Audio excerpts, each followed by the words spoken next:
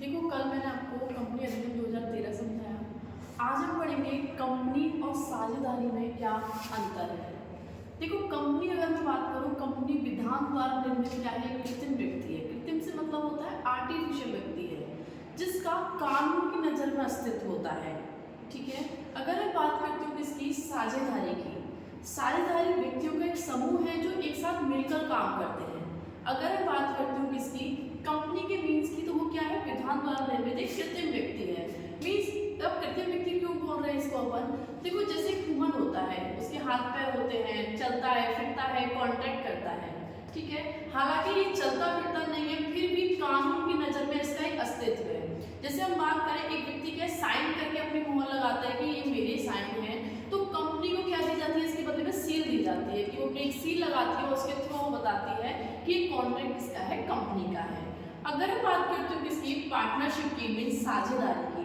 साझेदारी कुछ व्यक्तियों का क्या होता है, एक समूह होता है जो एक साथ मिलकर काम कर रहे होते हैं। ठीक है। इसमें क्या होता है, या तो ये कह लो कि वो सब मिलकर उस पार्टनरशिप को चला रहे हैं, या फिर उनकी सहमति से कोई एक व्यक्ति उसको क्या कर सकता है, संचालित कर सकता है।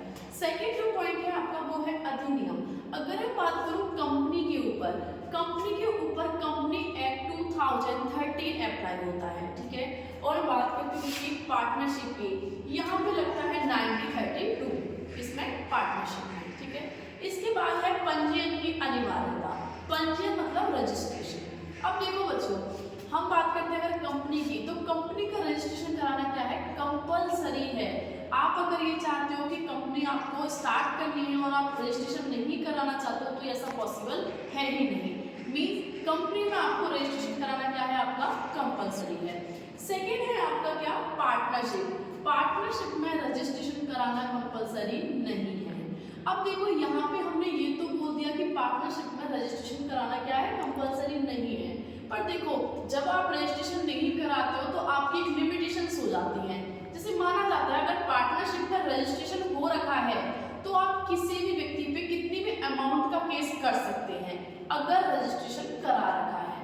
और अगर साझेदारी में रजिस्ट्रेशन नहीं करा रखा है, रजिस्ट्रेशन मतलब यहाँ पे हमारा पंजीयन से है, नहीं करा रखा है, तो ओनली और ओनली 100 रुपए के केस की ही आप बात कर सकते हैं।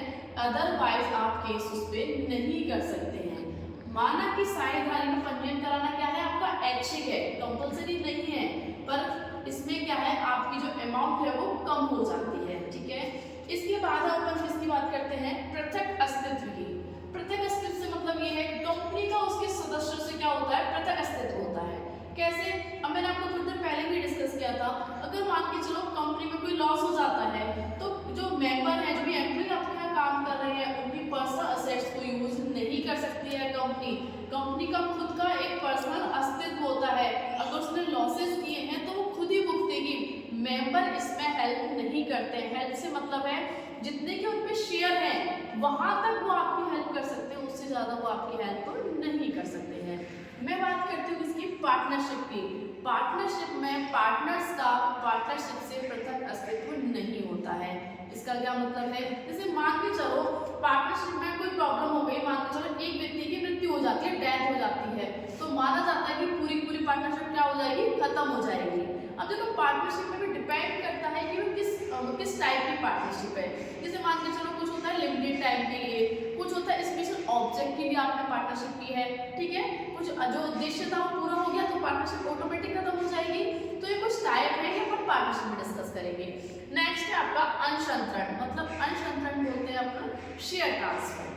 देखो, कंपनी में शेयर ट्रांसफर किया जा सकता है। जैसे मान के चलो मेरे पास 100 रुपए के शेयर है, ठीक है, और मैं उन्हें ट्रांसफर करना चाह रही हूँ, तो मैं इजीली क्या कर सकती हूँ, ट्रांसफर कर सकती हूँ। पर मैं अगर बात करूँ किसकी, पार्टनरशिप की, पार्टनरशिप में शेयर ट्रांसफर नहीं हो सकते। मान के चलो किसी पार्टनर की डेथ हो गई या वो दिवालिया भी हो गया, तो भी वो ऐसा नहीं कर सकता कि अपने बेटे को बुला लेगा कि अब तो मेरी डेथ हो गई है तो तुम पार्टनर बन जाओ, ऐसा पॉसिबल नहीं है। क्योंकि पार्टनरशिप में जो अंश अंतरण की जो भूमिका होती है वो बिल्कुल भी नहीं होती है, जबकि कंपनी में आप इजीली क्या कर सकते हो, शेयर ट्रांसफर कर सकते हो।